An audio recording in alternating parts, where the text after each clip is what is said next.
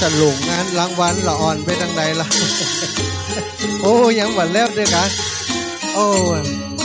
ฟ้อนนักเนอะฟ้อนแห้งๆหน่อยฟ้อนแห้งๆหน่อยตอนนี้กำลังใจล้นหลามแล้วเนอะศรัทธาทั้งหลายกำลังใจล้นหลาม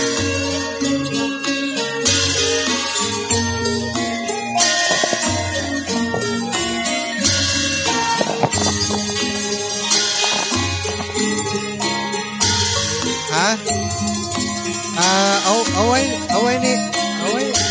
เอาเก้าอี้มาตั้งนี่สักตัวใช่ไหมเอาไว้นานนะเอาไว้นานเผื่อคนอื่นเพิ่นอยากจะร่วมบุญก็เอามาใส่เลยเนอะร่วมบุญก็เพิ่นจะได้เอาใส่บาตรโดยอันพระใหม่ของเฮาโดยนางชะทาเพิ่นจะได้เอาใส่บาตรกับพระใหม่ของเฮาโดยนะตู้เจ้าใหม่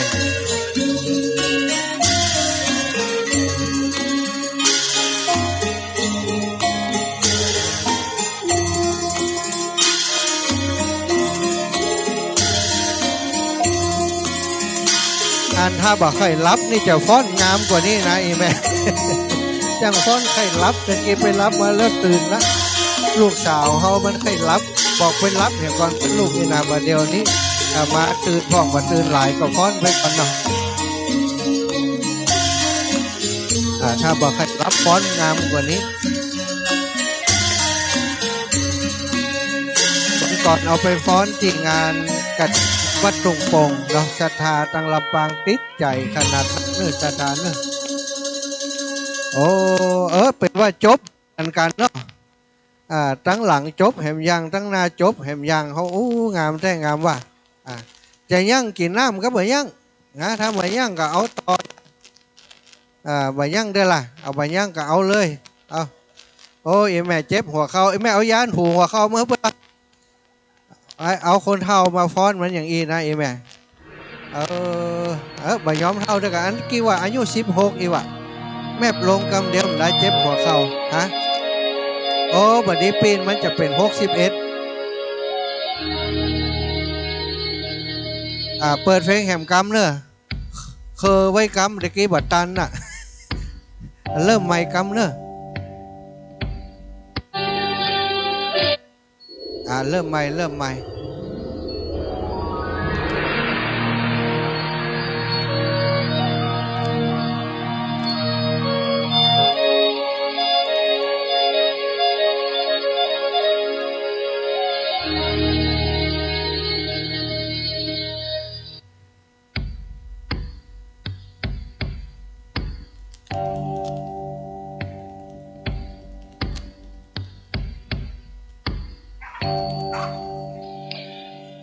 ลูก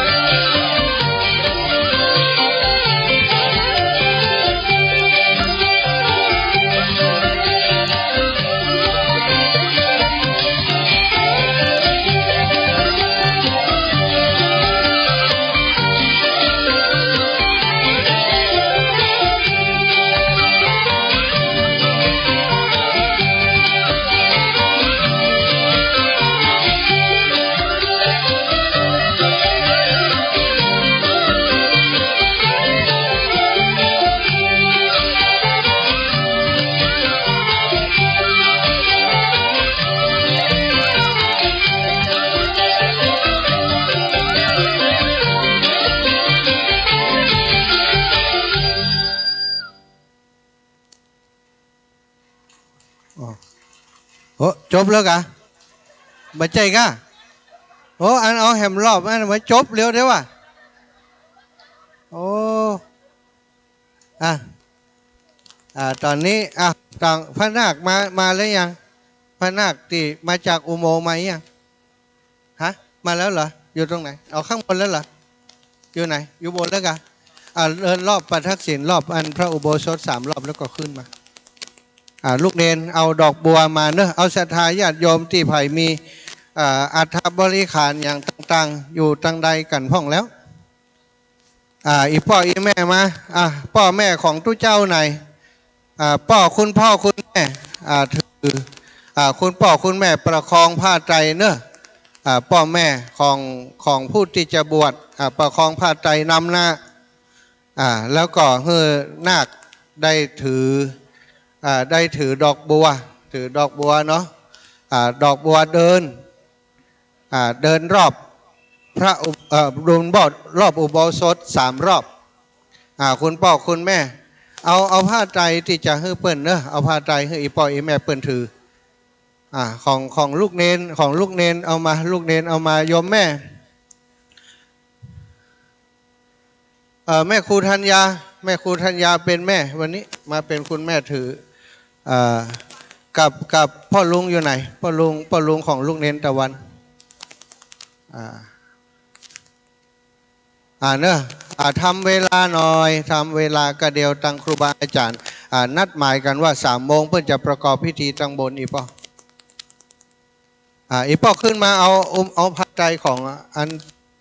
บนเพื่อนมาเลย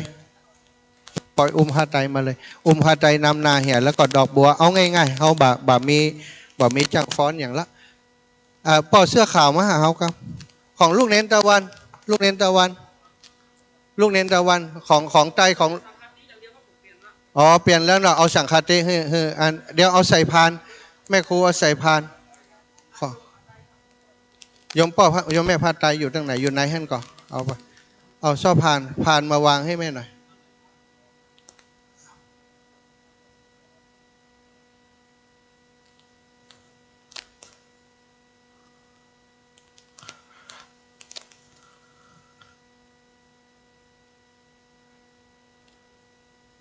ผ้าไตรของอันผู้จะบวชเอ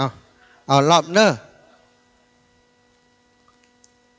เอาตั้งขบวนนี่เลยหน้านี้เลยเอามาเลยป่อเอามาเลยแม่ครูได้เลยยังพานนั้นเอาพานมาแม่ครูเอาวางบนพานแม่ครูอย่าเพ่แม่ครูเอาวางบนพานไปเอามาเลยเนอะ3 รอบอันชลาแฮเนอะกินข้าวแล้วก็แฮเลยเนอะเอาเจ้าโลดดอกคาก็ได้มาเฮ้ยตุ่มเลยไผ่ที่แผนกเครื่องเสียงยูฮันเนอะเปิ่นจะรอบอุโบสถเนอะแม่พระนาคมาท่านอาจารย์ห้องละแม่มาพ่อแม่นาคกับนาคเนอะมาหาท่านอาจารย์นี่ก่อนท่านอาจารย์จะได้แจ้งบอกแห่พร้อมกันเลยครับท่านอาจารย์ครับท่านอาจารย์เมตตาอธิบายเพิ่นครับพ่อแม่นาคที่จะบวชที่วัดอุโมงค์มาเลยพ่อแม่นาคขึ้นมารับบาตรผ้าก่อนเพราะว่าที่นี่เขาจะทำพิธีแห่ก่อนเราก็จะแห่พร้อมกันทีเดียวทั้งหมดเข้าไปยกบาตรผ้าไตรพ่อแม่มีไหนและอีกชุดไปไหนพ่อแม่นาคชุดหนึ่งไปไหนมาให้หมดเลยหน้าที่จะเนี่ยนาค3 คนมาที่อุโบสถเลยหลวงพ่ออุปชามารอนานแล้วรีบหน่อยหายไปไหนนะเดินทางมาถึงเดียวมาแล้วเดี๋ยวเราจะทำพิธีแห่นาคพร้อมกันทั้งหมดนะหลวงพ่อมารอนานแล้วเรียบร้อยแล้วเนาะทางนี้จะแห่ยังไงเนนรอบเลยลูกยมแม่นำยมแม่มาลงไปเลยนำพานมาลงไปชลาแห่ต้องพูดแบบเปิดเพลงสักหน่อยพ่อ ถือบาทหรือแม่ถือบาทถือกันไปแล้วก็นาคด้วยนาคเป็น โยมแม่แม่ของเนนถืออันนี้นำเลยอีป้อนนำอีป้อนนำเอามารูปแม่อยู่ไหนแม่มาอยู่ไหน ไปไหน แม่มาอยู่ เดี๋ยวรอ โค แป๊บ คู่นี้ นาคอีกชุดหนึ่งมายัง นั่นเลยแม่ถือรูปรอคอรูปแม่เพิ่นกำนึกถึงบุญคุณของแม่ ตั้งแถวรอแป๊บหนึ่งดูให้ครบ อ่า หายไปไหนอีกชุดหนึ่งนาค แล้วก็ชุดที่สองแม่กับพ่อมาถัดจากนี้ลูกนาคมาถัดตรงนี้ลูกนาคมาถัดตรงนี้เอาให้โยมถือนี่ตรงนี้ให้คุณแม่ถือลูกเนนนำหน้าไปเลยลูกเนนนำหน้าไปเลยบวชแล้วนาคอีกคนหนึ่งอยู่ตรงนี้เลยแล้วอีกรูปหนึ่งถัดไปนาคเราไปไหนนาคองค์ที่สองอยู่ไหนอันนี้แม่ใครแม่มันเนอะเอาเดินเลยเรียบร้อยแม่ครูเดินเลยลูกเนนนาค เนี่ยกัน หน้าเขาอยู่ตั้งหลังนี่เหรอเอาไป โอ้เอาไปเลยเอาเดินไปโอ้ฉลายแห่เป็นว่ารับแห่กะบอกให้แห่กะมาตุ้มนะมีเครื่องเสียงก็เปิดไปกะเปิดกล่องยาวก็ได้รู้แล้วเนอตอนนี้ตังนาคเนาะก็กำลังแห่ก็เดี๋ยวครูบาอาจารย์จะนำวันทาพัทรสีมาเนาะ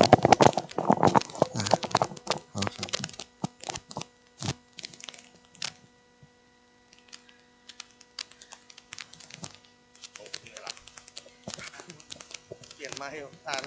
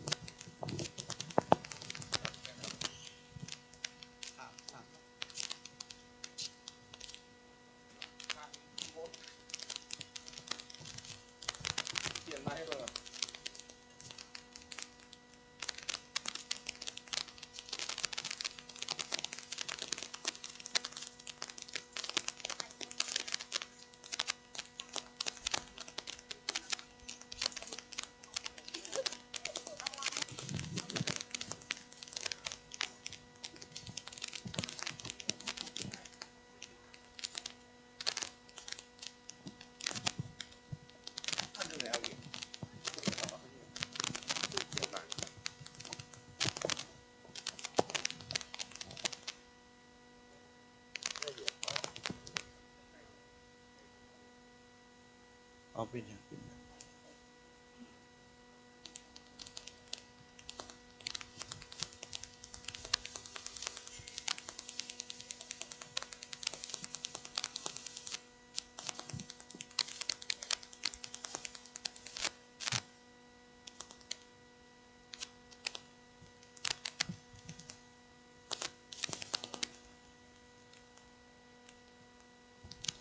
รอบที่สองเนอะสลายแห่กันรับแห่แล้วสตา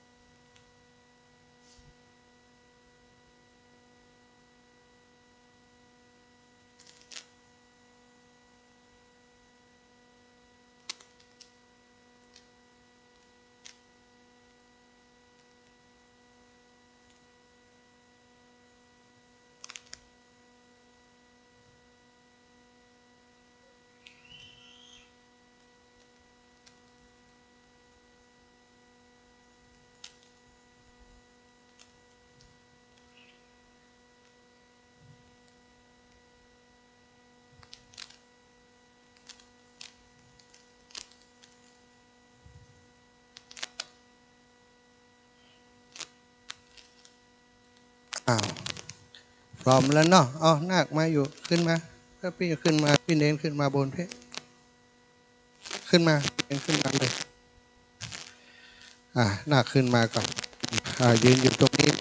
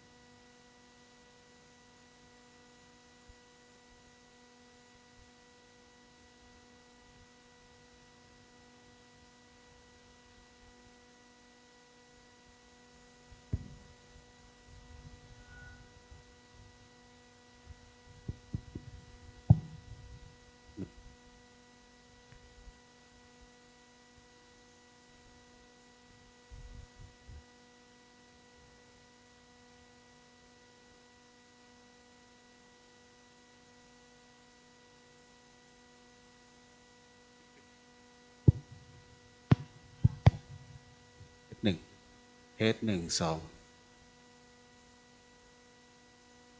สอง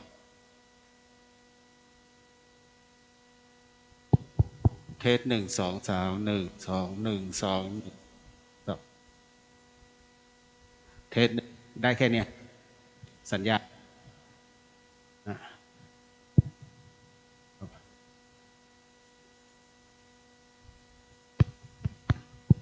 เทสขณะนี้นาคทั้งสามกำลังตอนนี้อยู่ด้านหลังอุโบสถนะครับเพื่อที่กำลังจะเปลี่ยนเป็นจีวรนะฮะเมื่อกี้จากนั้นเดี๋ยวสักฮัลโหลเทสฮัลโหลเทส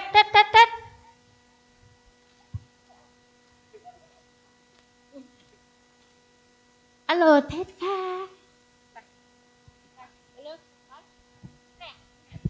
เทสหนึ่งสองต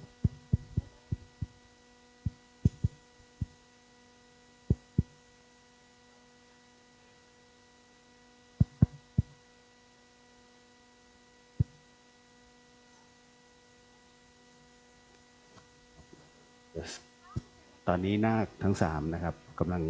เปลี่ยนจีวรอยู่ด้านหลังครับเดี๋ยวอีกสักครู่หนึ่งจะทำการบรรพชานะครับเป็นพระภิกษุนะฮะ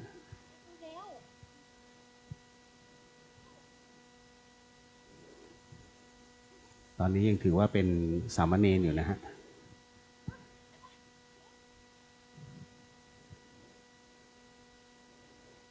ท่านสามารถที่จะรับชมภาพได้ผ่านช่อง YouTube วัดฝายหินนะครับในการนี้ในอุโบสถวัดฝายหินจะมีพระซึ่งเรียกว่าเป็นพระอันดับนะรวมถึงพระอุปชานะครับทั้งพระคู่สวดเบ็ดเสร็จแล้ว11รูปด้วยกันนะครับนะตอนนี้พระพี่เลี้ยงท่านกำลังบอกนะว่าใส่อะไรได้ห้ามใส่อะไรได้นะครับเครื่องประดับอะไรต้องถอดออกให้หมดนะครับแม้กระทั่งชั้นในนะฮะพระภิกษุห้าม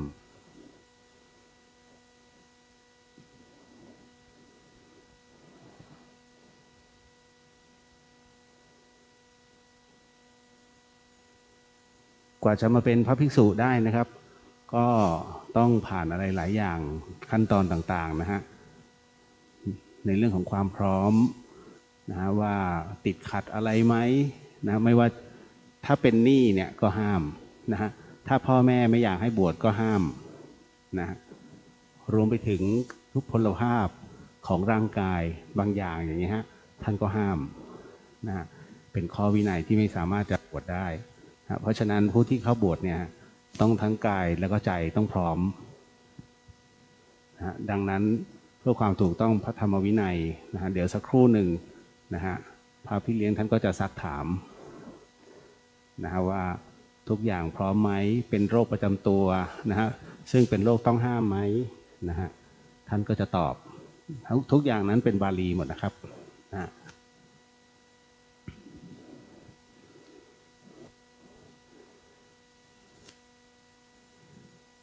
เดี๋ยวช่วงนี้รอเวลานะครับหลายๆท่านก็เตรียมจะใส่บาตรช่วงที่พระใหม่ท่านออกมาเนี่ยใส่บาตรเนี่ยนะหลายท่านก็เตรียมจะถวายปัจจัยเนาะนะฮะจริงๆแล้วบาตรเนี่ยท่านให้ใส่ข้าวนะครับถ้าท่านอยากจะใส่ปัจจัยแนะนำว่าให้ใส่ย่ามท่านนะครับนะหลายๆท่านก็เตรียมนะใครมีดอกไม้ใส่ดอกไม้นี่ใส่ได้นะฮะใส่ไปในบาตรได้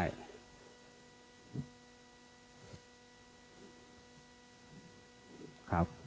ถือว่าเป็นนิมิตดีนะฮะที่จะเกิดเป็น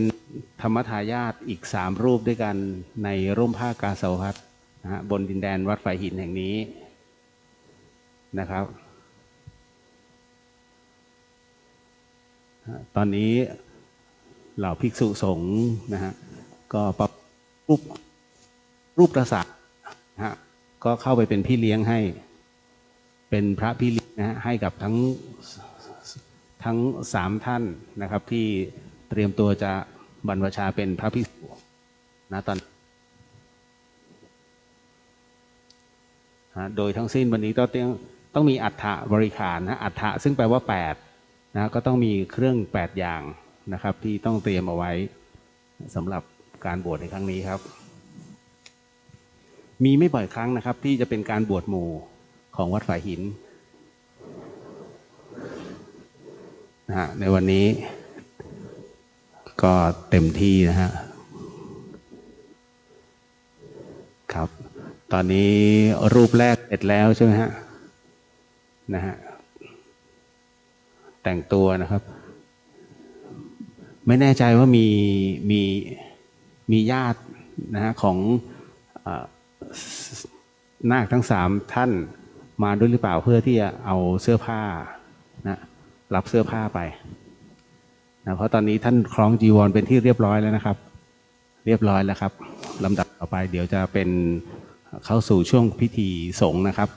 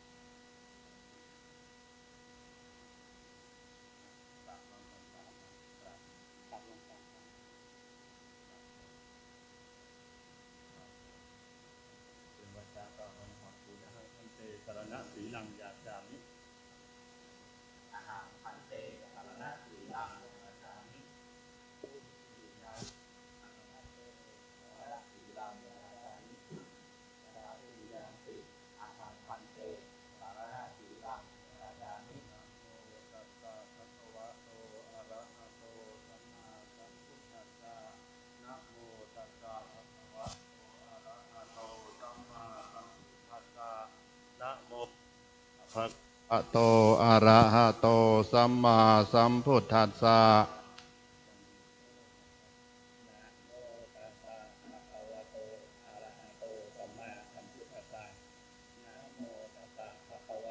อะระหะโตสัมมาสัมพุทธัสสะ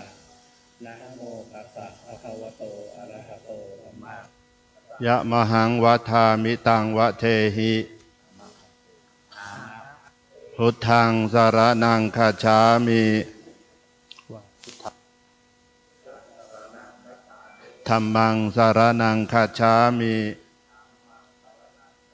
สังฆังสรณังคัจฉามิทุติยัมปิพุทธังสรณังคัจฉามิทุติยัมปิธัมมังสรณังคัจฉามิทุติยัมปิสังฆังสรณังคัจฉามิ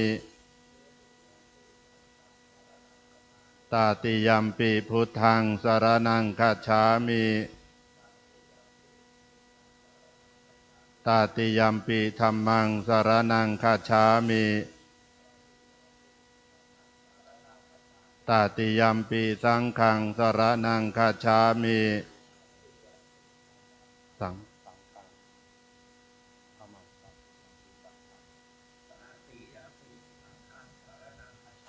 ติสรณะขมานังนิธิตัง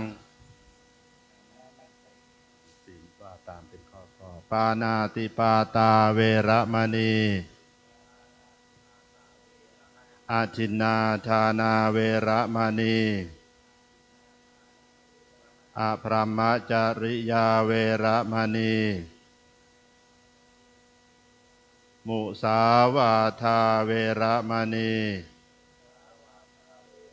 สุราเมรยามัชฌปมาทฐานาเวระมณี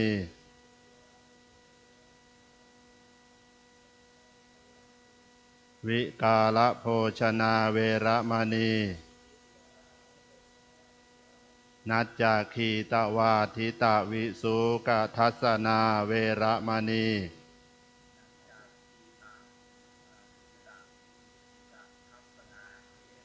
มาลาคันทะวิเลปนะธารณะมันธนะวิภูสนัฏฐานาเวระมณี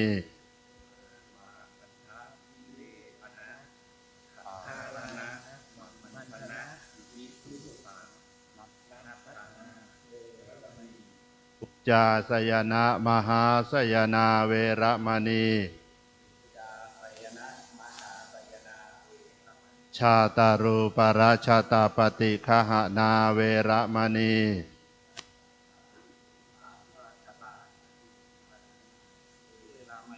มานิทัสสะสิกขาปะทานิสมาธิยามิ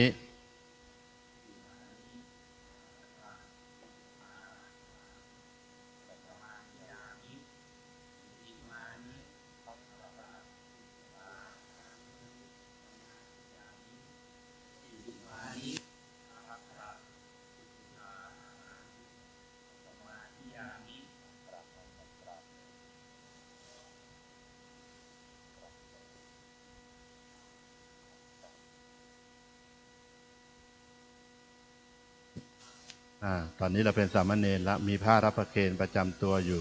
ดึงผ้ารับประเคนสามเณรด้วยรับบาตรเลยเนนที่จะเนนรับบาตรจากโยมด้วยพร้อมกันใครมอบบาตรถวายสามเณรโยมยกประเคนบาตรให้สามเณรนะวางบนผ้าทั้งโยมพ่อโยมแม่ช่วยกันประเคนบาตรเนนวางผ้ารับประเคนที่พื้นสิรับรับแล้วปล่อยเลยเก็บผ้ารับประเคนไว้ที่ตอนนี้เรา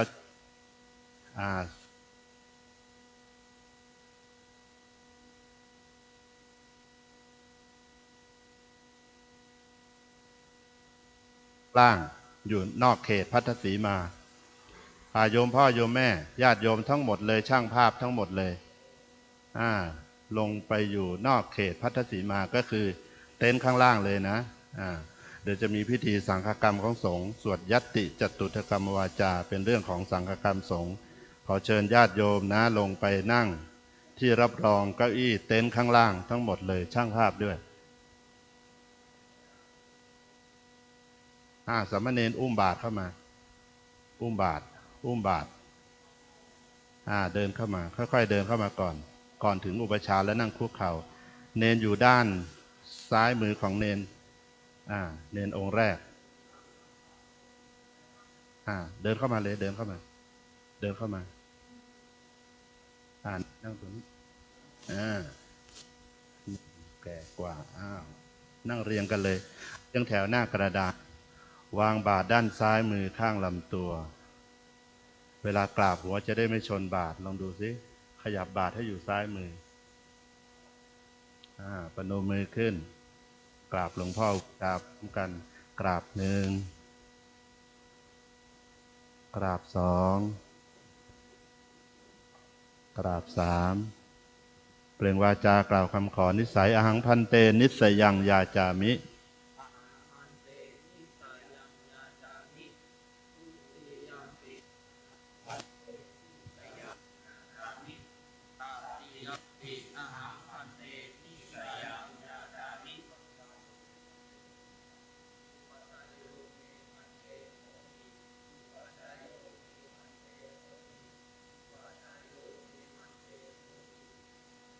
ติรูปะโอภายิกังภาษาทิเกนะสัมปะเทหิ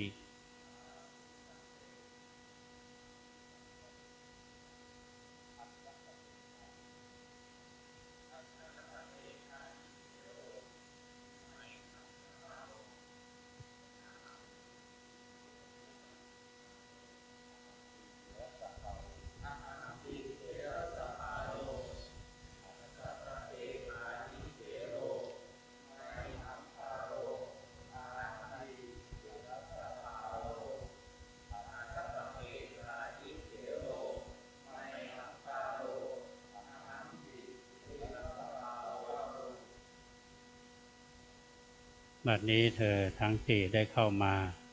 ขอนิสัย ขออยู่ด้วยขอเราเป็นพระอุปชฌาย์อุปชฌายะแปลว่าผู้เข้าไปเพ่งโดยตระหนักได้พิจารณาเห็นสมควรจึงรับว่าปฏิรูปังโอปายิกังปัสสาธิเกนะสัมปเทหิและก็ได้รับคำกล่าวคำซึ่งกันและกันว่าอัจฉตะเคธานิเทโรเป็นต้นแปลว่าตั้งแต่วันนี้เป็นต้นไปครับพระเถระเป็นภาระของข้าพเจ้าข้าพเจ้าเป็นภาระของพระเถระอาศัยซึ่งกันและกันพระกรรมวาจาจารย์ก็จะได้สวดกรรมวาจาและสมมุตินามฉายาธรรมวโรเขมะธัมโมศีลทโรว่าพระกรรมวาจาจารย์ถามชื่อว่า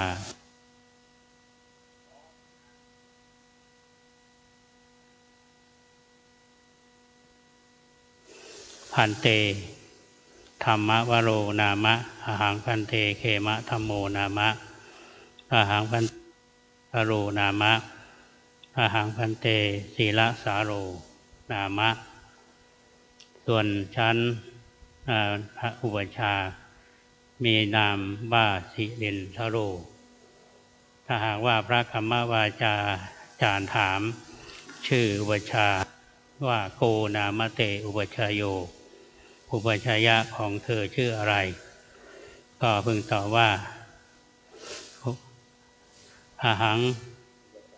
อุปชฌายโยเมพันเตสิรินทโรนามะต่อแต่นี้ไปจะได้บอกบาทไตรจีวรตามลำดับ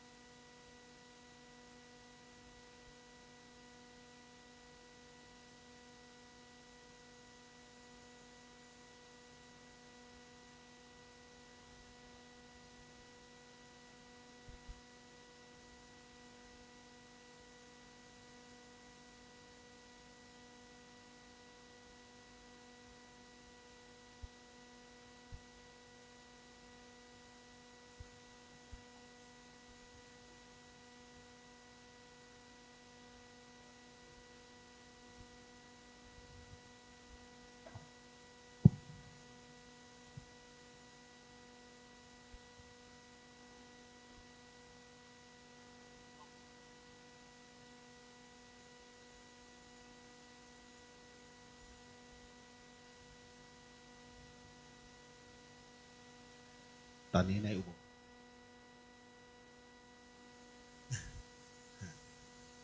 โบสถก็จะเป็นส่วนของพิธีสงฆ์นะครับ ตอนนี้สามเณรทั้ง3นะครับทั้ง4นะมาอยู่ที่หน้าประตูอุโบสถเพื่อที่จะทำการให้พระผู้สวดท่านได้ถามนะฮะในส่วนของอุปชาท่านคือใครนะฮะรวมไปถึงในเรื่องของให้พิจารณานะครับ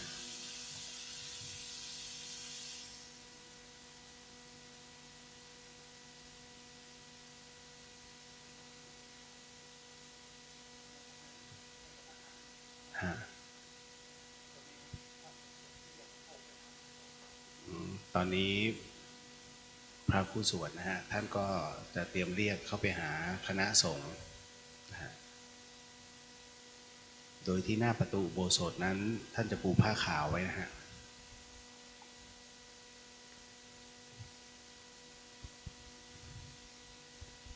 ทั้ง4รูปนั้นต้องกล่าวพร้อมกันนะครับในเรื่องของการพิจารณาทั้งหมดยกเว้นว่าฉายาของแต่ละท่านแต่ละรูปนะครับ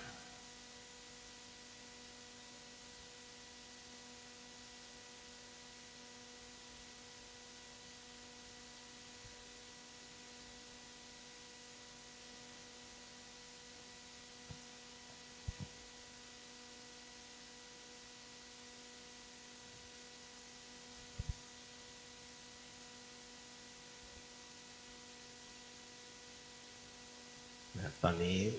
เป็นที่เรียบร้อยนะครับพระผู้สวดท่านก็จะรายงานพระอุปชาครับ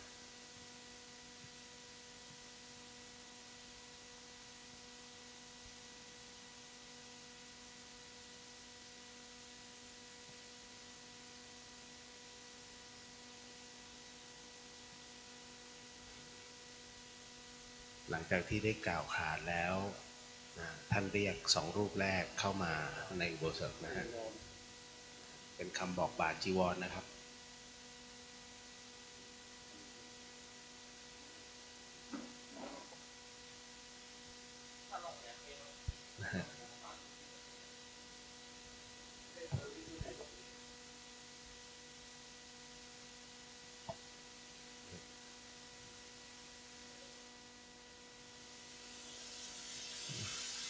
ครับตอนนี้พระอุปชาท่าน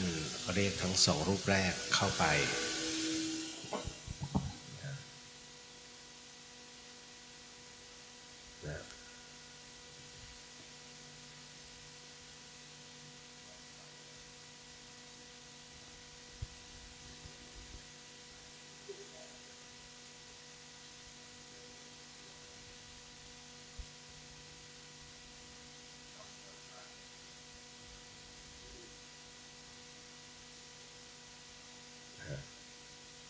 ท่านจะสอบถามในเรื่องของฉายานะครับชื่อและฉายาของแต่ละรูปนะฮะผู้บวชนั้นต้องจำฉายาของตนเองให้ได้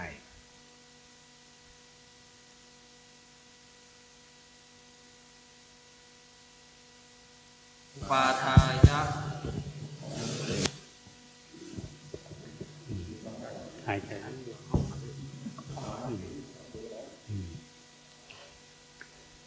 อิธานิโขอาวุโสอายัญจะธรรมะพโรนามะธรรมเนโรอายัญจะเขมะธรรมโมนามะธรรมเนโรมะมะอุปสัมปทาเปขาอุปสัมปทังอากังขมานาสังขังยาจันติอาหังสัพพมิมังสังขังอเชสามิสาธุอาวุโสสัพโพยังสังโฆอิมันจะธรรมวรัญจะธรรมวรังนามะสัมมเนรังอิมันจะเขมะธรรมังนามะสัมมเนรังอันตรายิเกธรรมเมปุจิตวาตัทธะปัตตะคันลตังยัตวายติจตุเทนะธัมเมนะอากุเปนะฐานาระเหนะอุปสัมปะเทมาติกัมมสานิฐานังกะโรตู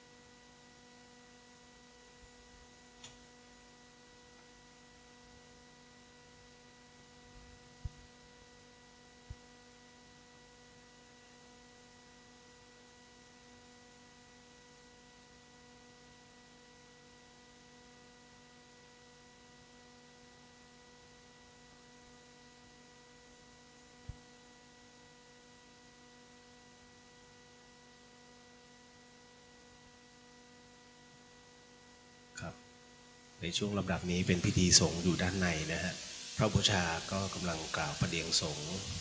นะแล้วก็ท่านจะสวดเรียกว่าสวดสมมุตินะครับเพื่อถามอันตรายิกธรรมนะครับ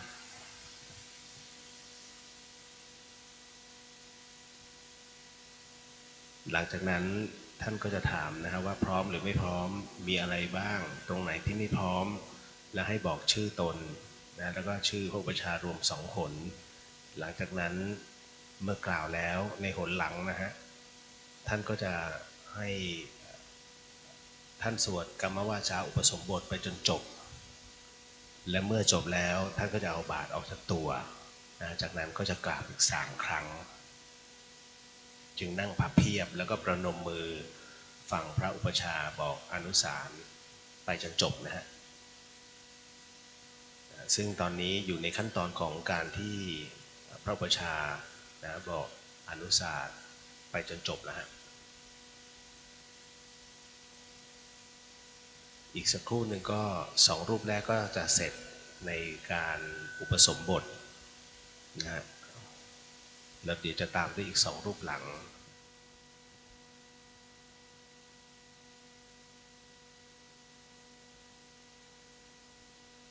นะซึ่งตอนนี้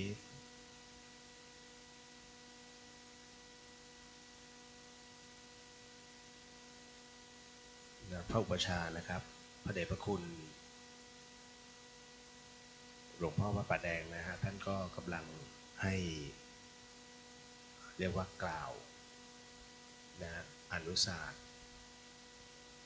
นะซึ่งเป็นพระอุปชฌาย์นะครับให้กับพระภิกษุผู้บวชใหม่2 รูปนั้นนะให้รับฟังข้อของสงฆ์ในการปฏิบัติต่างๆ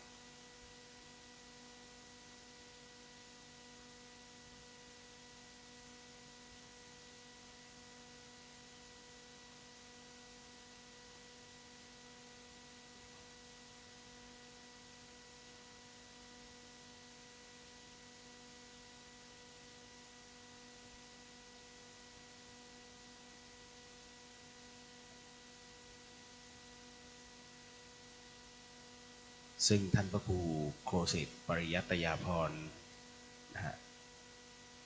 ซึ่งเป็นพระอุปชฌาย์นั้นตอนนี้ก็กำลังกล่าวนะฮะเอนะมะวโรจาเตมะธัมโมจา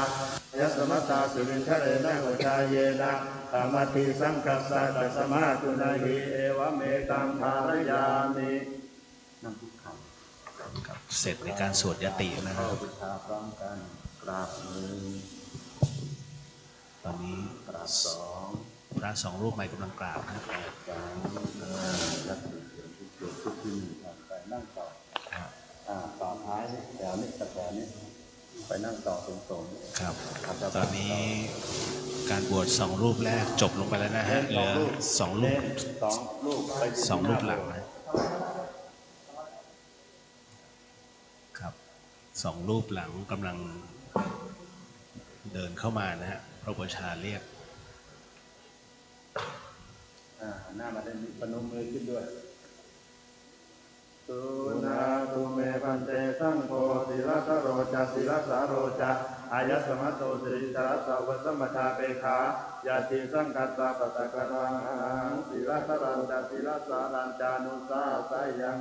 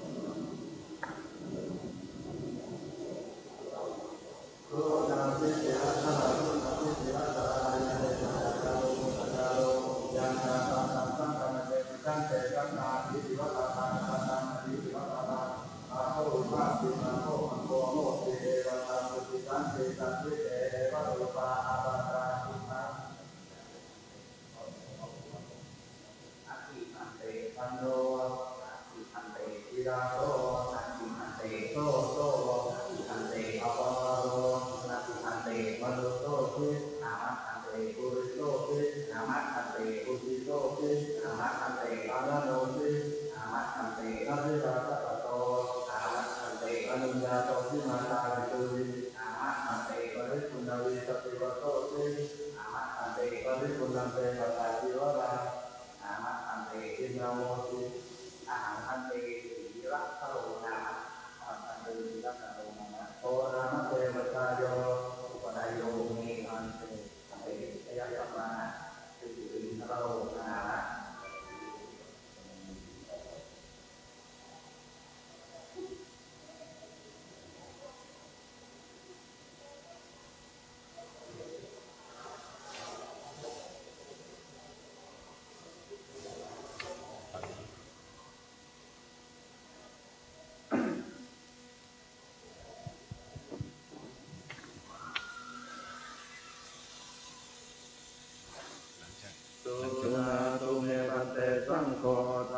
ศีลสาโรจะศีลสาจะศีลสาโรจะอายสมัตโตสิริชาสาวสมทาเตขาอนุสิทธาเตมยายาติสังฆสาปตะกะลังศีลสาโรจะศีลสาโรจะอนัตตายุมัคคัสสะเดินเข้ามาค่อยๆเดินเข้ามามันคุกเข่าเมื่อสักครู่หน้าอุปชาเป็นการถามจากอุปชาพร้อมการครั้งกราบ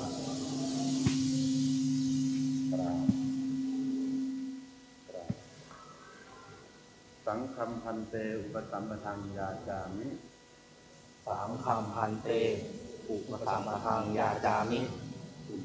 ปุลุมปตุมังพันเตสังโฆอนุกัมปังอุปาทายะทุติยามปิพันเตสังฆังอุปสัมปทังยาจามิปุลุมปตุมังพันเตสังโฆอนุกัมปังอุปาทายะตติยามปิพันเตสังฆังอุปสัมปทังยาจามิปุลุมปตุมังพันเตสังโฆอนุกัมปังอุปาทายะ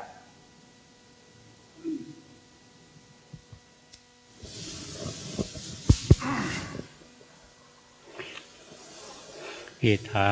ทิโขอาวุโสศีลทโรนามะธรรมเนโรอายัญจะศีลทโรนามะธรรมเนโรอายัญจะศีลสาโรนามะธรรมเนโรมะมะอุปสัมปทาเปขาอุปสัมปทังอาคังคมานาสังขังยาจันติอหังสัพพามิมังสังขังอัจเฉสามิสาธุอาวุโสหิมันจะศีลทรังนามะธรรมเนรังหิมันจะศีลสารังนามะธรรมเนรังอันตรายยิเกธัมเมปิจิตวาตถาคตกลตังยตวายติยตุเทนะกัมเมนะทานาระเหนะอากุเปนะทานาระเหนะอุปสัมปะเทมาติกัมมัสสานิฐานังกะโรตูนาตุเมหัสเตสังโฆยัญจะศีลทโรยัญจะศีลสาโรอายสมัตโตสิรินทรัสสะวัสสัมมทาเตขายาติสังฆสาปตะกะลังอาหังศีลสารัญจะศีลสารัญจันตรายิเกตัมเมสุชายังสุนาสิศีลทราสุนาสิศีลสารายันเตสัจจกาโลพุทธกาโลยังชาตังตังปุชานิสันตาติสิวัตตาพังอสันตานาติสิวัตตาพังสันติเตเอวรูปาอาภาธากุทังนาทิพันเตขันโทนาทิพันเตอิลาโซนาทิพันเตโซโซนาทิพันเตอัปมาโรนาทิพันเตมนุโซสิอามะพันเตปุริโซสิอามะพันเตปุติโซสิอามะพันเตอานาโนสิอามะพันเตนาสิราชปโตอามะพันเตอนุญญาโตสิมาตาปิตุหิอามะพันเตปริปุณวิสติวโสสิอามะพันเตปริปุณันเตปตาจิวรังอามะพันเตกินนาโมสิอหังพันเตศีลทโรนามะอหังพันเตศีลสาโรนามะโตนามะเตวชายโยอุปชายโยเมพันเตอยัสสมาสิรินทโรนามะ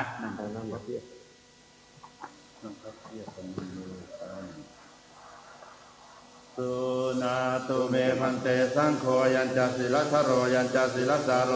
อายสมัตโตสิรินทรัสสะอุปสัมปทาเปขาปริสุทธานตรายเกธัมเมหิปริปุณัยเมสังปัตตาจีวรังศีลทโรจะศีลสาโรจะสังฆังอุปสัมปทังยาจันติอายสมัตตาสิรินทเรนอุปชาเยนะยาติสังฆสาปตะกะลังสังโฆศีลทรัญจะศีลสารัญจะอุปสัมปทายะอายสมัตตาสิรินทเรนอุปชาเยนะเอสายันติสุนาตุเมวันเตสังโฆยัญจะศีลทโรยัญจะศีลสาโร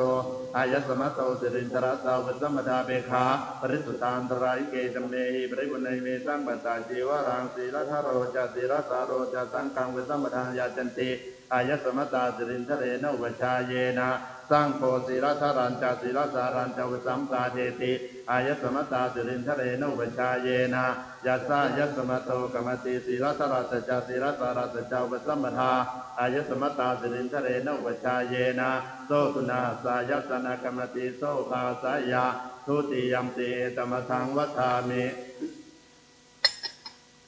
สุนาตุเมพันเตสังโฆยัญจศีลทโรยัญจศีลสาโรอายสมัตโตสิรินทรัสสาวสัมปทาเบขาปริสุทธานตรายเกตเมหิปริปุณเมสังปัตตาจิวรังศีลทโรจาศีลสาโรจาสังฆังอุสัมปทายาจันติอายสมัตตาสิรินทเรนอุปชาเยนะสังโฆศีลทรัญจาศีลสารัญจอุสัมปาเทติอายสมัตตาสิรินทเรนอุปชาเยนะยัสสะยัสสมโตกมติศีลทรัสจาศีลสารัสจาอุสัมปทาอายสมัตตาสิรินทเรนอุปชาเยนะโสตุนะหัสสายัสสนะกมติโสภาสายาตาติยัมปีธรรมทังวัฏามิสุนาตุเมพันเตสังโฆยัญจศีลทโรยัญจศีลสาโรอายสมัตโตสิรินทรัสสาวสัมปทาเบขาปริสุทธานตรายเกตเมหิปริปุณเมสังปตาจิวรังศีลทโรจาศีลสาโรจาสังฆังอุสัมปทายาจันติอายสมัตตาสิรินทเรนอุปชาเยนะสังโฆศีลทรัญจาศีลสารัญจอุสัมปาเทติอายสมัตตาสิรินทเรนอุปชาเยนะยัสสะยัสสมโตกมติศีลทรัสจาศีลสารัสจาอุสัมปทาอายสมัตตาสิรินทเรนอุปชาเยนะโสตุนะหัสสายัสสนะกมติโสภาสายาอุปสัมปนาสังเคนะศีลทโรจาศีลสาโรจาอายสมัตตาสิรินทเรนอุปชาเยนะธรรมติสังคัสสะตัสมาตุนะหิเอวเมตังทารยามินั่งคุกเข่ากราบพระอุปชาสามครั้งกราบกราบกราบ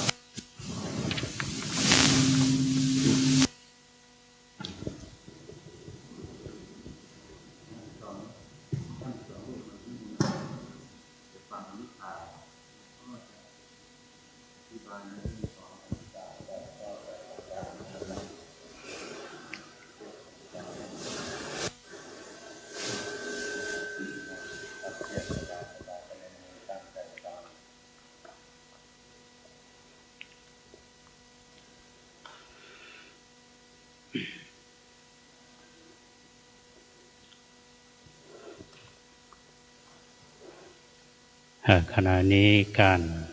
ประกอบพิธีบรรพชาอุปสมบทวันนี้เราได้สมาชิกเพิ่มมา4 ท่านคือท่านธรรมวโรภิกขุเขมะธัมโมภิกขุได้เป็นภิกขุภาวะเมื่อเวลา 13:35 นาทีท่านศีลทโรภิกขุท่านศีลสาโรภิกขุ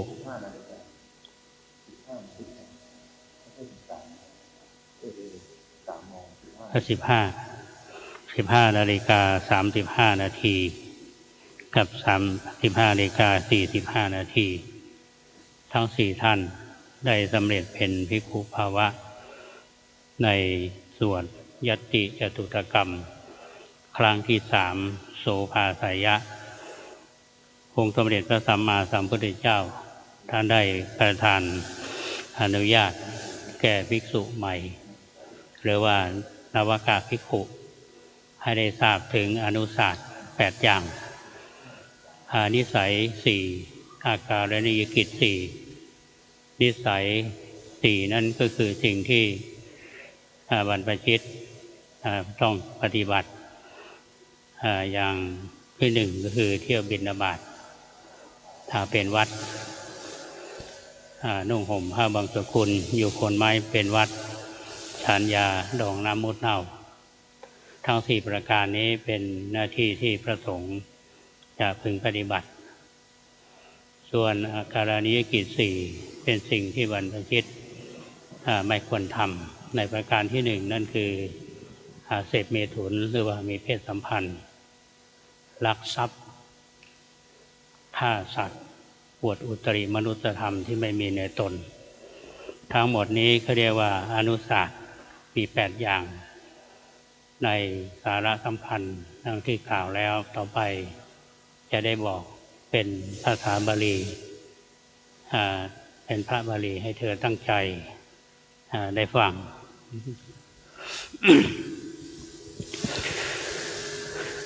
อนุญาสิโกโสภควาอุปสัมปเทตวาจัตตารโอนิสเยจัตตาริจา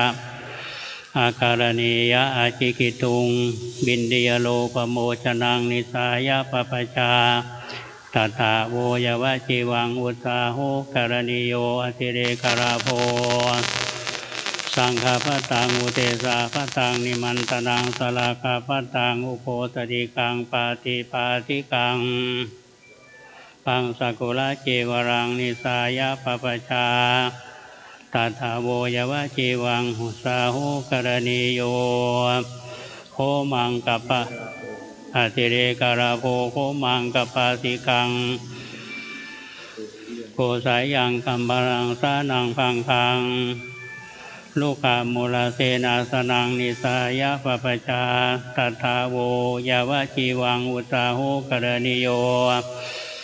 อติเรกราโภวิหารโรหัตโยโคหัมมิยังภูหาภูติมุตตาเปสจังนิสายะปปชาตถาโวยาวะจีวังอุตสาโหการณิโยอติเรกราโภสัพพินวนิตังเทลังมัทุภานิตังอุปสัมปันเนนะภิกขุนาเมตุโนธัมโมนะปฏิเสวิตโพอันตมโสติลสันโอเมอังปฏิเสวติอัตมโนโหติอสัคคยะพุติโยไสยธาปีนามพุทุตนาวะปุริโสติสัจจินโนอภโพเทนะสรีระปันธเนนะชีวิเอวะเมวะภิกขุเมสุทังสัมมังปฏิเสวติอัตมโนโหติปฏิเสวิตวาอัตมโนโหติอสัคคยะพุติโยไสยธาปิตังโวยาวะจีวังอาการณียังอุปสัมปันเนนะภิกขุนาอาทินังไสยสังฆตังนะอัฏฐตปังอันตมโสตินะสลากังอุปทายะ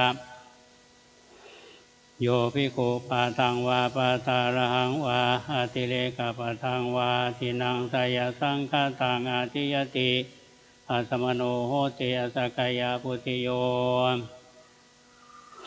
ไสยธาปิบันดุปลาโสอาภัพโพพันธนาปมุตโตอาภัพโพหริตตายะเอวะเมวะภิกขุปาตังวาปาตาระหังวาติเรกปาตังวาทินังไสยสังฆตังอาทิยตวาอัตมโนโหติอสัคคยะพุติโยไสตังโวยาวะจีวังอาการณิยังอุปสัมปันเนนะภิกขุนาสันจิตจามโนสาสันจิตจาปาโนชีวิตานะโวโรเปตโพอันธมโสพุนธาปิลิกังอุปทายะโยภิกขุสันจิตจามโนสาวิกหังชีวิตาวโรเพติอันธมโสขภาปาตานังอุปทายะอัสมโนโหติอสัคคยะพุติโยไสยธาปีนามะปุถุศิลาทวิธาพินนาอปฏิสันติกาโหติเอวะเมวะภิกขุสันจิตจามนุสาวิกหังชีวิตาบุโรเปตวาอัสมโนโหติอสัคคยะพุติโยตังโวยาวะชีวังอาการณิยังอุปสัมปันเนนะภิกขุนาอุตยามนุสาธัมโมนะอุลปิตาโพอันธมโสสุญญาคาเลอภิรมามิเอติโยภิกขุปาปิโชอิชาภกโตอสันตังอภูตังอุตริมนุสาธัมมังอุลปติชานังวาวิโมกขังวาสมาธิงวาสมาปฏิงวามัคขังวาภาลังวาอัสมโนโหติอสัคคยะพุติโยไสยธาปิตาโลมัตไสยธาปินามตาโลมัตถกสินโน อาภาโภปุณณวิรุณียาเทวะเมวะภิกขุปาปิโชอิจาภกโตอสันตังอภูตังอุตริมโนสธรรมังภูละราปิตวาอาสมโนโหติอสกายปุติโยสังโวยาวจิวังอคลนิยันติอเนกาปริยาเยนะโคปนาเตนะภะคะวตาชนะตาปัสสตาระหะตาสัมมาสัมพุทเทนะทีลังสมาทาขาตังสมาธิสมาทาขาโตปัญญาสมาทาขาตา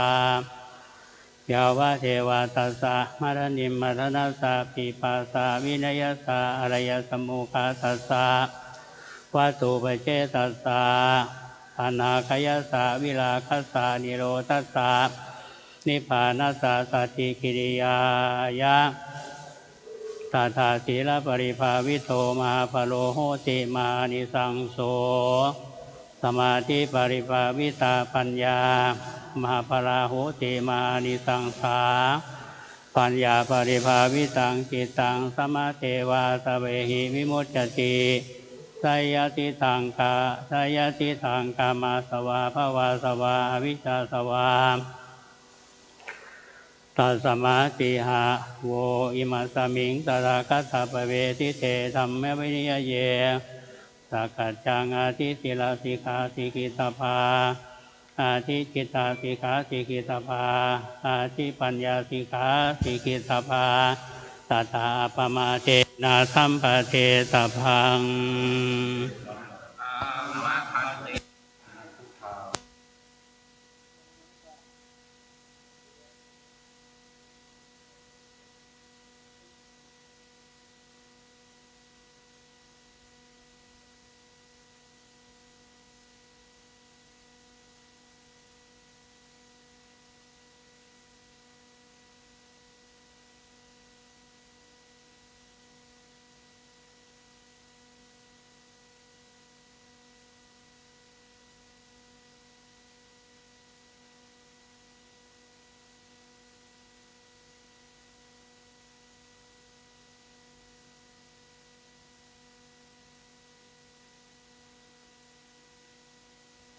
ครับเราได้บวชพระเป็นที่เรียบร้อยแล้วนะครับต่อไปนะครับทุกท่านพนมมือ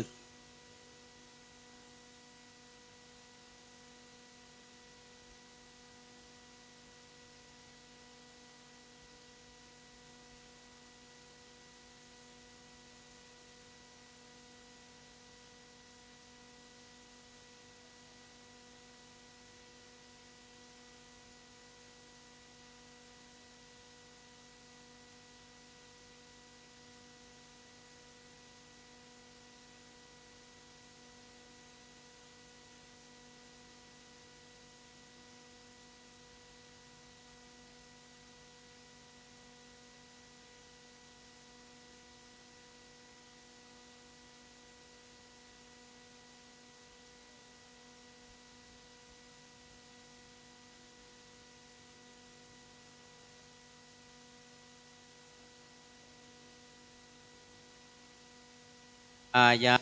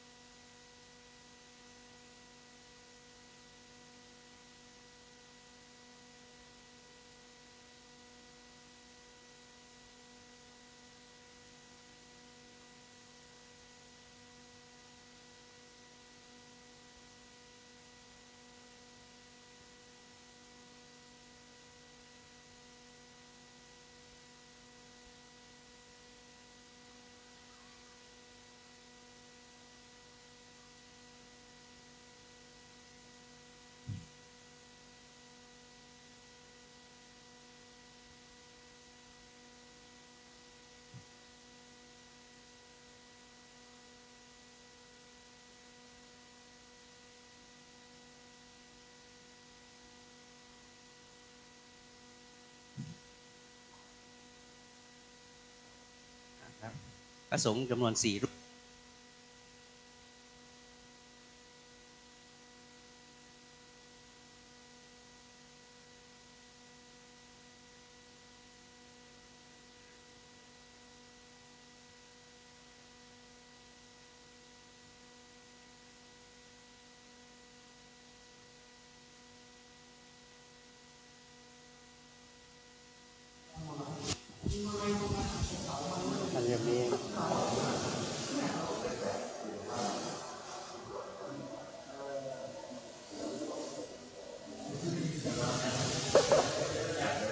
เขามานั่งเหมือนเดิม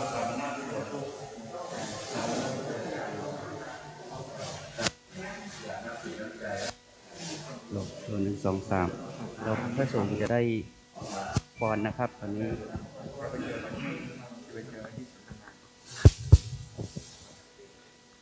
มีน้ำอัดก็เกียมน้ำหยาดนะครับญาติโยมท่านสาธุชนทุกท่านวันนี้พวกเราได้มาพร้อมเพรียงกันณวัดฝายหินได้ประกอบพิธีสำคัญอยู่2เมื่อช่วงเช้ามีการทอดพระป่าสมทบสร้างส่งเสริมการเผยแผ่พุทธศาสนาวิทยุคลื่น 104.50 เมกะเฮิรตซ์ในภาคบ่ายก็มีการประกอบพิธีอุปสมบทเป็นกรณีพิเศษญาติโยมที่ร่วมกันเป็นเจ้าภาพโดยเฉพาะคลื่นวิทยุสีขาวญาติโยมที่เป็นเจ้าภาพบวชสามเณรตะวันหรือว่าตอนนี้เป็นพระตะวันและอีก3 รูปเป็นพระที่ท่านพระครูสมุเลิศรักษาการเจ้าวาดวัดอุโมงค์สวนพุทธธรรมได้นำมาประกอบพิธีบรรพชาอุปสมบทพร้อมกันนับว่าเป็นเรื่องที่อนุโมทนาเป็นอย่างยิ่งการบรรพชาอุปสมบทในทางพระพุทธศาสนาญาติโยมหลายท่านก็คงพอจะทราบมาบ้างสมัยครั้งพุทธกาลนั้นบวชด้วยเอหิภิกขุปสัมปทาพระพุทธเจ้าบวชด้วยพระองค์เองต่อมาก็มีการบวชด้วยติสรณูปสัมปทาพอมาในยุคหลังพระพุทธเจ้าก็ยกให้สงฆ์ทำการอุปสมบทเรียกว่ายัตถิจตุถกรรมดังที่เราท่านทั้งหลายได้เห็นในพิธีอุปสมบทในประเทศไทยเราโดยเฉพาะในวันนี้ขั้นตอนและพิธีการบรรพชาอุปสมบทในพิธีกรรมเรื่องยัตถิจตุถกรรมท่านจะเห็นว่าวันนี้ช่วงที่มีการสวดจะขอรบกวนญาติโยมที่อยู่ในบริเวณอุโบสถอยู่ในเขตสีมาหรือว่าในเขตที่อัฐบาทตามพระวินัยนั้นจะมีเฉพาะพระสงฆ์เท่านั้นอันนี้ก็เลยขออนุญาตญาติโยมไม่ให้อยู่นั่งอยู่ในอุโบสถในช่วงพิธีสวดกรรมวาจาแล้วก็สวดสอบอันตรายิกธรรมการบรรพชาอุปสมบทยัตถิจตุถกรรมนั้นมีมาตั้งแต่ครั้งพุทธกาลพระพุทธเจ้าท่านทรงอนุญาตให้พระสารีบุตรเป็นพระอุปัชฌาย์บวชท่านลาทพราหมณ์ลาทพราหมณ์เป็นผู้ที่อยากบวชในทางพระพุทธศาสนาขอพระรูปใดบวชให้ท่านก็ไม่ยอมบวชพระพุทธเจ้าจึงยกเรื่องขึ้นหนึ่งซึ่งเป็นเรื่องที่เราจะต้องจำท่านได้ประชุมสงฆ์ได้ถามภิกษุในที่ประชุมว่ามีใครที่ระลึกถึงบุญคุณของพราหมณ์คือลาทพราหมณ์ได้บ้างพระสารีบุตรได้กราบทูลพระพุทธเจ้าในท่ามกลางสงฆ์ว่าข้าแต่พระองค์ผู้เจริญข้าพเจ้าระลึกถึงบุญคุณของลาทพราหมณ์สมัยที่ท่านยังมีฐานะเขาได้เคยใส่บาตรข้าพระองค์1 ทัพพีพระพุทธเจ้าจึงทรงอนุญาตให้พระสารีบุตรบวชลาทพราหมณ์เป็นการแสดงความกตัญญูกตเวทีต่อโยมท่านนี้ซึ่งเคยใส่บาตรท่าน1 ทัพพีพระพุทธเจ้าก็ยกย่องว่าเป็นผู้ที่มีความกตัญญูกตเวทีต่อพราหมณ์ท่านนี้แล้วก็ทรงอนุญาตให้ภิกษุเป็นใหญ่ก็คือบวชด้วยยัตถิจตุถกรรมเป็นเรื่องของพระสงฆ์อันนี้ก็เล่าให้ญาติโยมได้ฟังกันเพื่อที่จะได้ชื่นชมและอนุโมทนาในบุญกุศลที่เราร่วมกันกระทำบำเพ็ญในวันนี้การบุญใหญ่ทอดผ้าป่า1แล้วก็บวชพระในทางพระพุทธศาสนาก็ขออนุโมทนาบุญกับท่านทั้งหลายมาณโอกาสนี้ โดยอำนาจของคุณพระรัตนตรัยมีคุณขององค์สมเด็จพระสัมมาสัมพุทธเจ้าพระธรรมเจ้าพระสังฆเจ้าได้มาอภิบาลท่านทั้งหลายขอให้ท่านทั้งหลายเจริญไปด้วยอายุวันนะสุขภละปฏิภาณคุณสารสมบัติสุขสวัสดิ์พิพัฒนมงคลสมบูรณ์ผลผลในสิ่งที่พึงปรารถนาจงทุกประการต่อไปนี้พระสงฆ์ทั้งหมดจะได้อนุโมทนาขอให้ญาติโยมทุกท่านรวมถึงพระใหม่ด้วยได้ตรวจน้ำแผ่บุญแผ่กุศลถึงผู้มีพระคุณของเราทั้งหลายโดยพร้อมกันณบัดนี้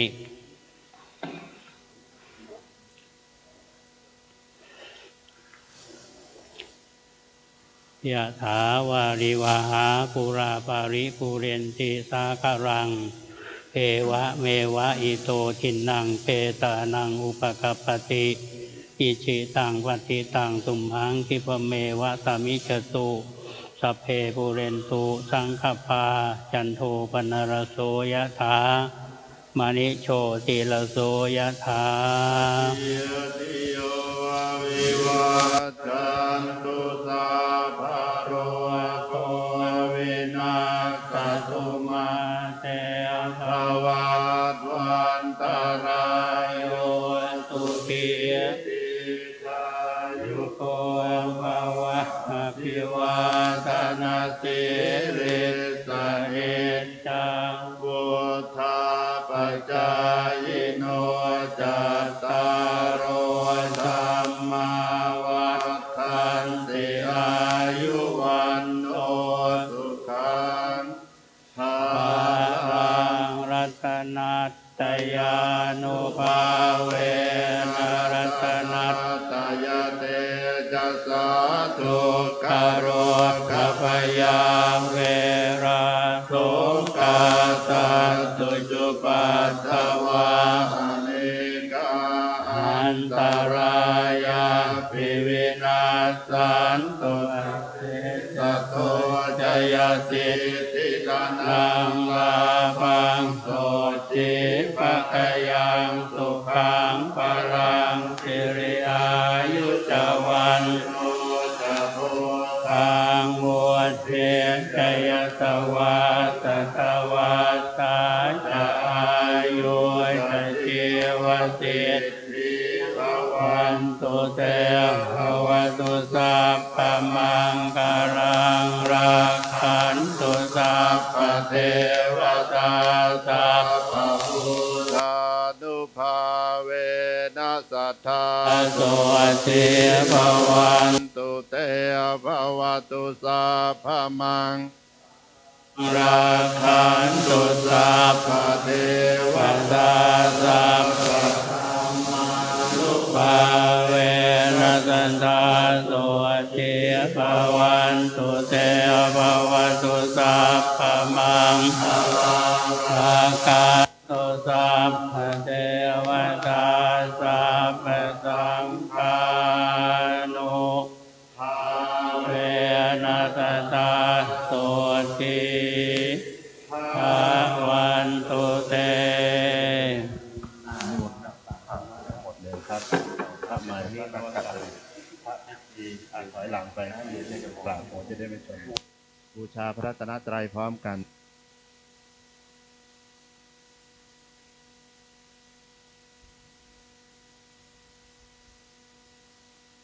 มิสวากขาโตภะคะวะตาธัมโมธัมมังนามัสสาสุปฏิปันโนภะคะวะโตสาวกสังโฆสังฆังนะมามิหันหน้ามาทางหลวงพ่อ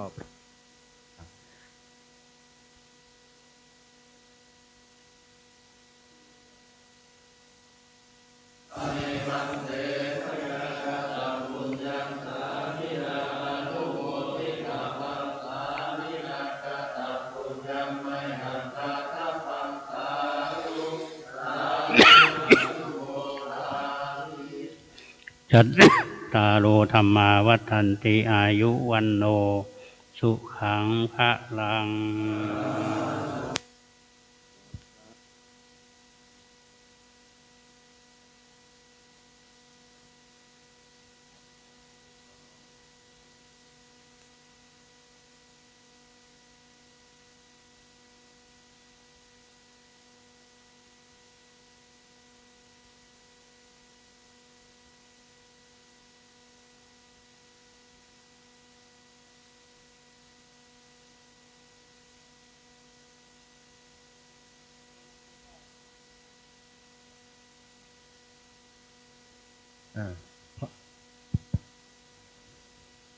พ่อแม่พระใหม่ญาติโยมที่มากับพระใหม่ของวัดอุโมงค์ตอนนี้กลับวัดอุโมงค์ได้เลยนะ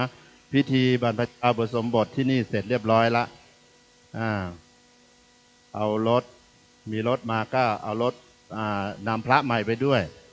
พระไม่ขับเองแล้วนะตอนมาขับเองขากลับพ่อแม่ญาติโยมกลับพาพระใหม่กลับที่วัดอุโมงค์ตอนนี้เลยในส่วนของวัดฝายหินจะมีพิธีใส่บาตรโปรยทานก็ดำเนินการต่อไปได้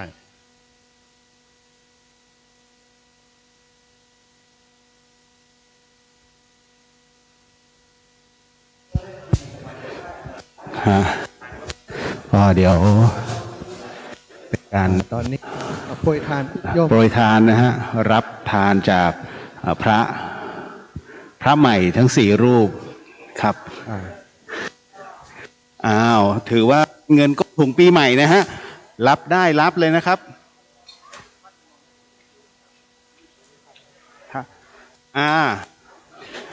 เอาเป็นก้นถุงนะฮะไม่ให้เอารวยนะฮะโอ้โหบางคนรับเอารวยนะฮะ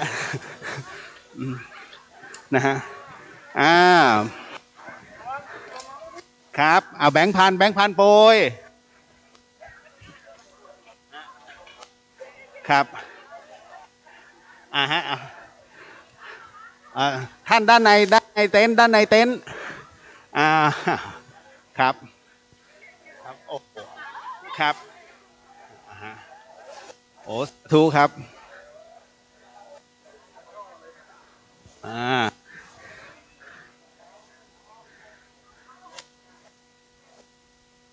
เดี๋ยวในลำดับต่อไปก็จะเป็นการเดินบาทนะ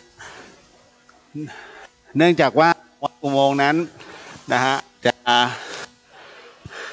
เดินหมดเลยใช่ไหมฮะสรุปว่าใส่บาตรหมดเลยนะครับครับท่านเดินท่านครับทุกรูปเลยเข้าแถวฮะเข้าแถวหน่อยหลวงพี่จะออกไหนฮะวนขวาเนอะถ้างั้นวนขวาตั้งแถวนะฮะตรงนี้ขยับหน่อยนะครับตั้งแถวนะครับวนขวาเนอะวนขวาหมายถึงว่าขวานะฮะโน่นฮะไปต่อเนื่องตรงถึงหน้าช้างเอราวัณได้เลยฮะต่อได้เลยเดี๋ยวท่านเดินบาทยาวเลยครับมานิดนึงนะฮะรถท่านใดขวางทางออกพระคู่สวดฮะท่านกลับวัดไม่ได้ฮะครับนะฮะโอ้นิดนึงฮะรับบาตรนะฮะใจเย็นๆนะครับตอนนี้ท่านไม่ใช่คฤหัสถ์แล้วฮะนะฮะเพราะฉะนั้นสีกาแล้วก็อุบาสิกาอย่าเพิ่งโดนตัวนะฮะโดนตัวไม่ได้เนาะนะฮะFC ท่านเยอะครับผมนะครับคือใส่ได้ทุกรูปนะฮะไม่ต้องมี FC นะครับสำหรับนะฮะแต่ละรูปนะครับก็โมทนาสาธุเนาะนะฮะท่านก็จะได้ไว้ใช้ซื้อนะฮะหรือว่าบำรุงพระศาสนากันต่อไปโมทนาสาธุครับหลวงพี่เดินบาทต่อเลยฮะนะครับวนขวาเลยนะฮะมีท่านใดจะใส่โฉนดก็ได้นะฮะครับวนขวานะครับคือถ้าท่านใดไม่สะดวกตอนนี้ใช้โอนก็ได้นะฮะใช้โอนนะฮะหลวงพี่มีเบอร์บัญชีกันใช่ไหมครับอโมทนาสาธุนะครับนี่แหละฮะอานิสงส์นะฮะสำหรับการบวชพระใหม่ท่านบอกเลยนะฮะว่าเนี่ยฮะมีทุกข์หมดทุกข์มีโศกหมดโศกนะฮะอุปสรรคอะไรก็หายหมดนะครับเพราะว่าพระใหม่ท่านเปรี้ยเลยนะเรื่องของข้อศีลนะฮะดังนั้นมีแต่ผู้ที่อยากจะร่วมมาในงานพิธีอุปสมบทนะฮะเพราะฉะนั้นอะไรที่มันจะเหตุเกิดรุนแรงเนี่ยมันจะบรรเทาลงหรือแม้กระทั่งกลับร้ายกลายเป็นดีนี่แหละครับ อานิสงส์ในการบวชนะฮะโอโมทนาสาธุนะฮะเสร็จปุ๊บท่านก็กลับวัดกันเลยเนาะฮะครับบาทเลยนะฮะสาธุ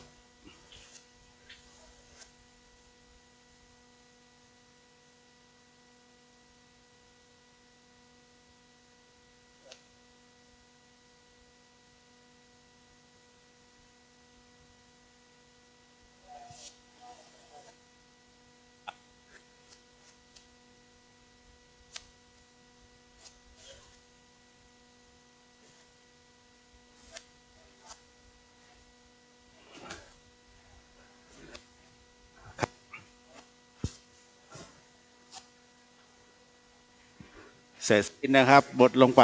โอ้ขอบพระคุณมากฮะศรัทธานะฮะช่วยเก็บเก้าอี้นิดนึงเอาบุญเนาะนะครับ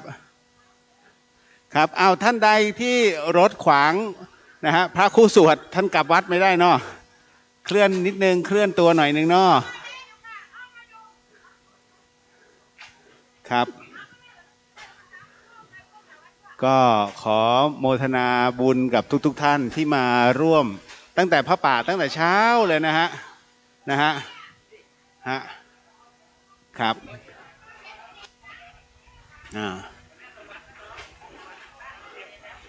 นะฮะ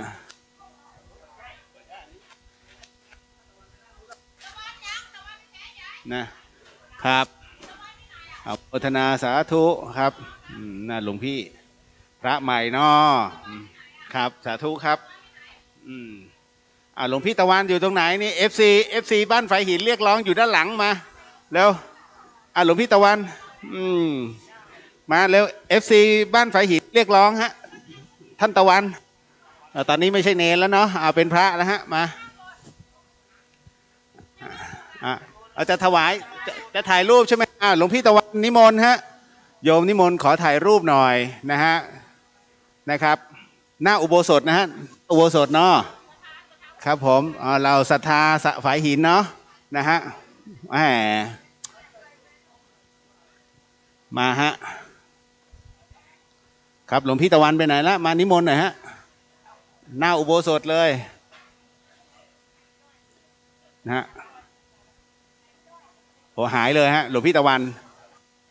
นะฮะFC เรียกร้องเนี่ยหลวงพี่ตะวันไปไหนเนี่ยถ่ายกับตุ้ลุงอยู่ด้านในนะฮะครับ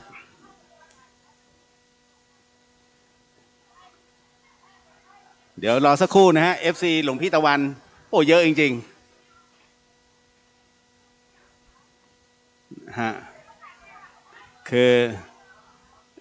ตอนที่ท่านเป็นสามเณรนี่ไม่เคยเกี่ยงงานนะครับนะฮะหนักเอาเบาสู้แล้วก็ช่วยเหลืองานนะฮะทั้งหมู่บ้านทั้งวัดโอ้โหเป็นที่รักใคร่ของ FC ฝายหินครับนะฮะ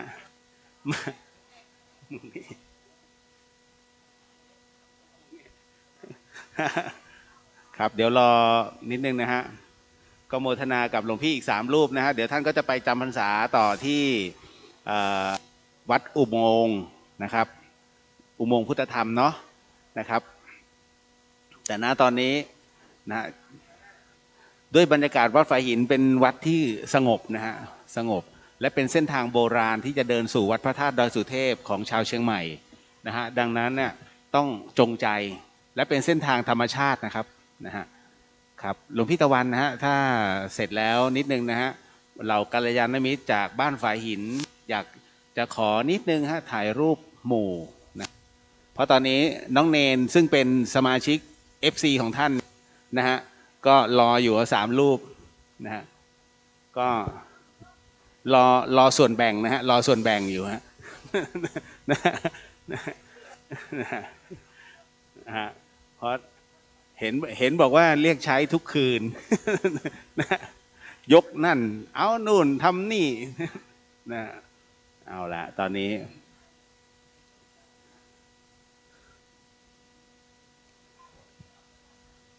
ครับเดี๋ยวสักครู่นะฮะคือสมัยเป็นสามเณรนี่โยมก็จะเข้าใจผิดนะฮะว่าท่านหลวงพี่ตะวันนั้นเป็นพระ นะฮะ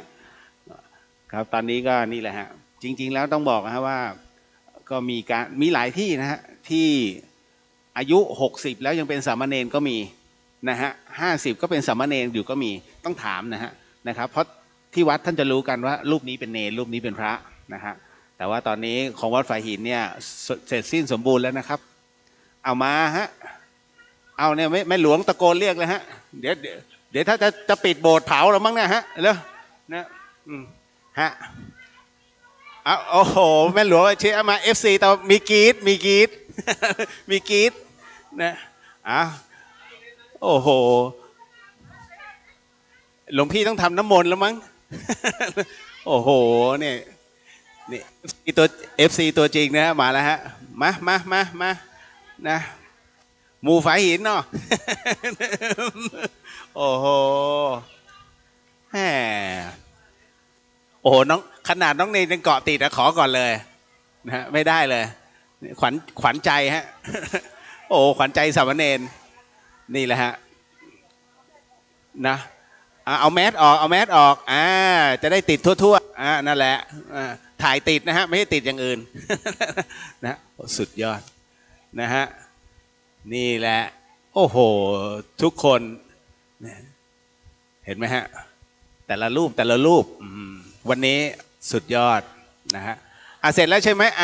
แม่หลวงฮะแม่หลวงนำทีมโดยแม่หลวงนะ FC ฝายหินนะฮะเอาไปเกาะติดเลยฮะนะครับหลวงพี่ตะวันเอาละครับอันนี้พระแท้เลยนะฮะเพราะว่ามีอะไรก็พระช่วยนะฮะพระช่วยทุกเรื่องเลยตั้งแต่ย้ายบ้าน นะหลวงพี่ตะวันท่านเป็นพระแล้วเนอะนะฮะระมัดระวังนิดนึงเอาล่ะสาธุครับ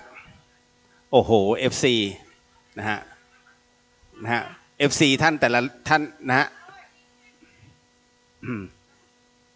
FC ของหลวงพี่ตะวันเห็นแล้วน่ารักมากหมดแรงก้าวแล้วฮะ ขึ้นบันได4 ขั้นแกหมดแรง โอ้ FC สุดยอดครับแม่หลวงจัดเลยจะได้ถ่ายภาพนะฮะโอ้โหที่ระลึกสุดยอดนี่ฮะชมนะฮะกัลยาณมิตรนะฮะแล้วก็หมู่เฮาชาวฝายหินนะฮะรักดั่งลูกเลยนะฮะเนี่ยฮะถือว่าท่านเป็นลูกรักของชาวบ้านเลยนะครับหลวงพี่ตะวันนะฮะตอนนี้นิมนต์พระคุณนะครับนิมนต์หลวงพ่อใหญ่นะฮะร่วมถ่ายรูปด้วยนั่นแหละฮะครับเอาละน้องเนนเอ้ยนะฮะ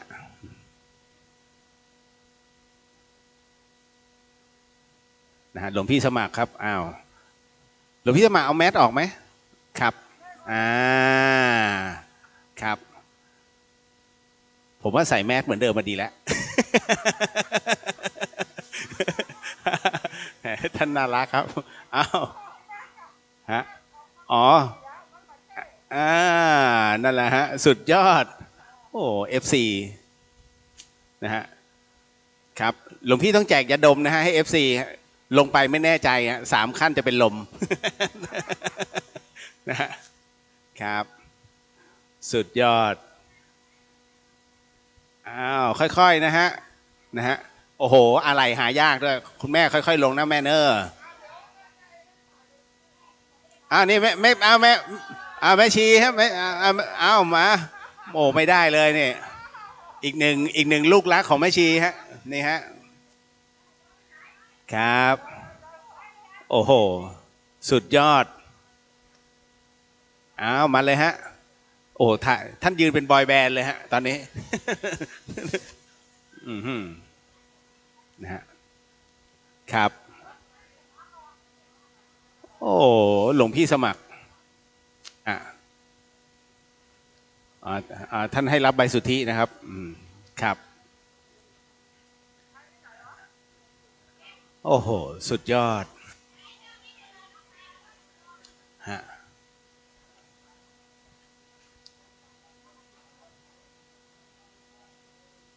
ครับ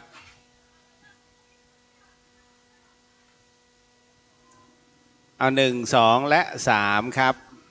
ฮะเสร็จสิ้นฮะเสร็จสิ้นครับครับพอเสร็จจากการบวชแล้วหลวงพี่ตะวันก็เหมือนเดิมฮะทำหน้าที่เหมือนเดิมนะฮะครับกลับกุฏิเก็บกล้องเก็บสาย เหมือนเดิม ครับอ่า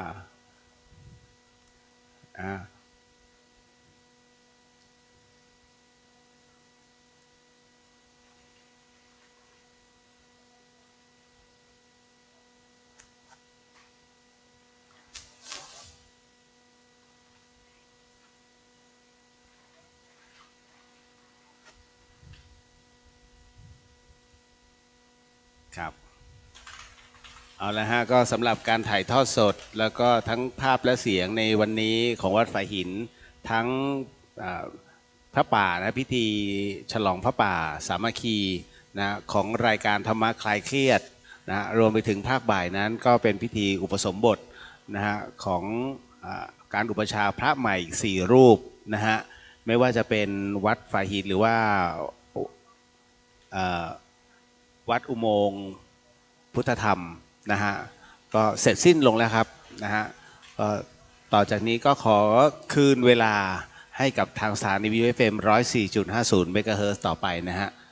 ขอบพระคุณนะฮะครับผมแล้วก็โมทนาสาธุกับทุกท่านด้วยนะอย่างน้อยวันนี้ได้รับบุญ